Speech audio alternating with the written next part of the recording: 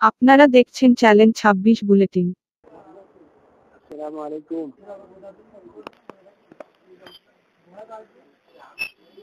আসসালামু আলাইকুম। ওয়ালাইকুম আসসালাম। আপনি কি সাইদুল্লাহ ফকির বলছেন? জি, সাইবুল্লাহ ফকির বলতেছিলাম। কে আপনি?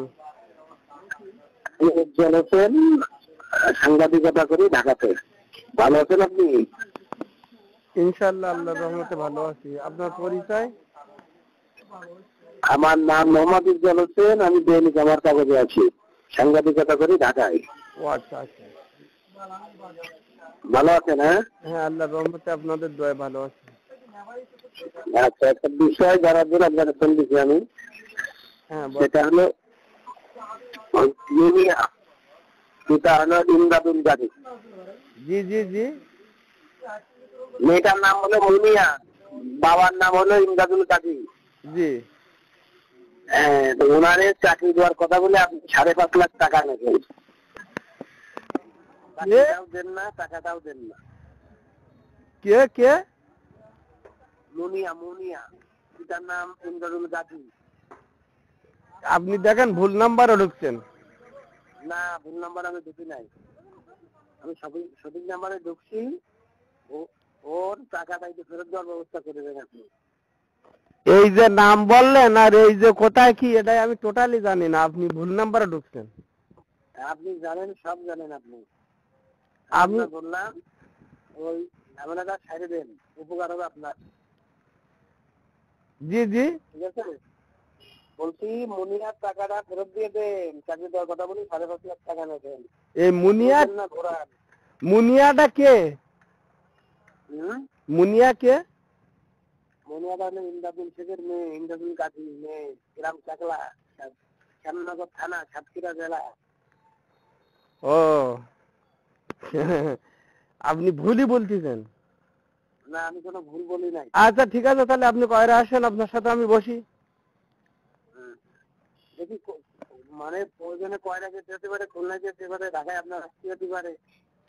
আচ্ছা ঠিক আছে। আমি বললাম আপনি ঝামেলাটা ছেড়ে দেন, উপকার হবে আপনার। ভাই আপনি ভুল বলতেছেন।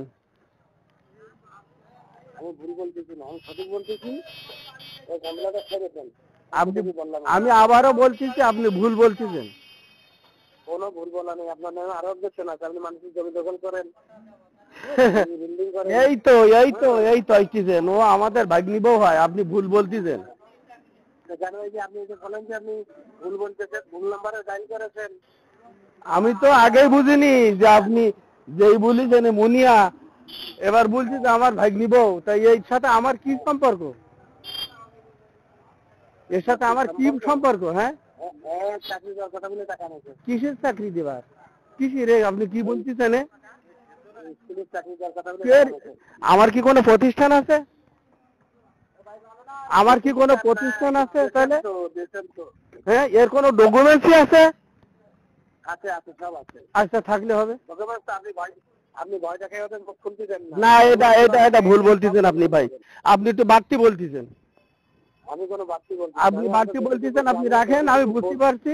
আপনি বাড়তি বলতেছেন, ভালো থাকেন। হ্যালো হ্যালো, কি রে, কেমন আছিস? হ্যাঁ, কে? একদম। আমি সাংবাদিক সম্মেলন করবো, আমি সাংবাদিক নিয়ে আসতেছি। তুই কেমনে ঘুমাস? তুই তোর পূর্বক দখল করে আসিস না, তোর ঘুম আমি হারাম করবো, মনে রাখিস। কে? বুঝতে পারতেছিস কিনা? আমি পারবেন, তুই মারছিলি না লোক দিয়ে। আমি সাংবাদিক নিয়ে আসছি, তোর ঘুম লোকের জায়গায় উঠে তুই ঘুম পাউ তুই ঘুমাচ্ছিস না। তুই তো আমার চিনিস নি, তোর ঘুম আমি হারাম করে তোর কোপাবো। আমি আসিনি, সাংবাদিক নিয়ে আমি সম্মেলন করবো। তুই লোকের বাড়িতে তুই বিল্ডিং উঠে উঠছিস না? হ্যাঁ, জোর পূর্বক আমার নানারে মারি তুই দখল করছিস। তোরে তুই একটু দেরি কর, সুখে যে কদিন খাইছিস না, তুই মনে করছিস আজকে আমরা চুপ করে রয়েছি। সাংবাদিক নিয়ে আয়, তোর আমি সাংবাদিক সম্মেলন করবো। তুই যেরকম ই করছিস না। আমি কারে মারছি আর তুমি কোপাবা, আমার মানে কি? এখন ওরে বাবারে, তুমি না তুই বুঝতে পারছিস না তুই কি কি করছিস? হ্যাঁ, আমারে কোপা বাঁকা। তুই আমার বুড়া নানা রে, তুই আমার বুড়া নানা রে তুই যখন করছিস ঘুমের ওষুধ খাওয়াইবি, লিখিত তুই লিখে নিছিস না? আমি সাংবাদিক সম্মেলন করবো, তুই যেভাবে যেগুলো করছিস। হ্যাঁ, তুই কম চালাইস না, 2টা বছরে আমাদের ফ্যামিলি ধ্বংস করে দিছিস তুই। কি বলছিস তুই রেকর্ড করতেছিস, রেকর্ড করে কি করবি? কি আমি বলছিস তোর কি করে আমি সাংবাদিক নিয়ে আসবো? যে মায়ের গুলো আমার জামাইরে দিছিলি, আমার ফ্যামিলির নির্যাতন করছিস না তুই? হ্যাঁ, তুই আমাদের ঘুম হারাম করে দিছিস, আমাদের ফ্যামিলিরা তন্ন করে ফেলছিস তুই। কোপা জ্বালাই তুমি কোপা বা শূন্য বিচ্ছিন্ন, তুই মানুষের জায়গায় তুই কিভাবে ঘর উঠাইছিস?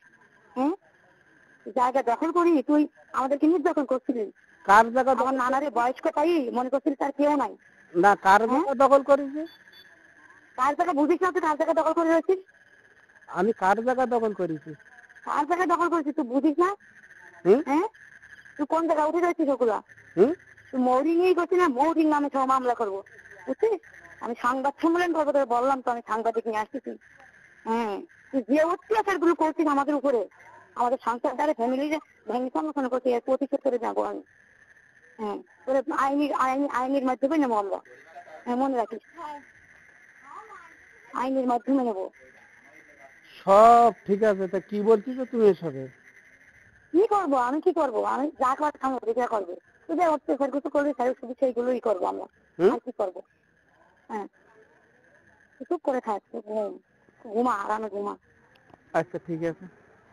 মানুষের বাসার উপরে তুই ঘর বাঁধবি, তুই আরামে রয়েছিস না? মানুষের ঘুম হারাম করে তুই আরামে ঘুমাস।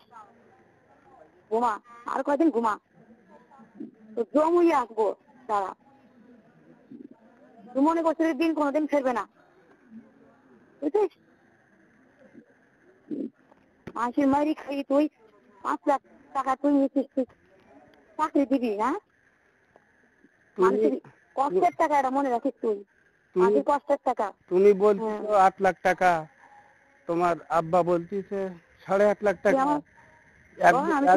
একজন সাংবাদিক দিয়ে ফোন করে বলছিল 8.5 লাখ টাকা শুধু চাকরি দেওয়ার লাগে, আর বাকিটা তুই কিসে নিতে তুই জানিস না? হ্যাঁ, আবার তুই রিপিট করিস, কিসের চাকরি আবার রিপিট করিস। হ্যাঁ, তুই বুঝিস না কোন টাকা নিচ্ছিস? হ্যাঁ, তুই বুঝিস না কোথায় নিচ্ছিস? 5 লাখ নিচ্ছিস শুধু চাকরি দিবি বলে, তুই জানিস না কোথায় নিচ্ছিস? কিসের চাকরি? কিসের চাকরি? প্রতিবন্ধী স্কুল চাকরি দিয়ে দেখে, কিসের চাকরি বুঝিস না? আমি কি তোর শোন, তোর সাথে কথা হবে সাংবাদিকের সামনে। আচ্ছা ঠিক আছে।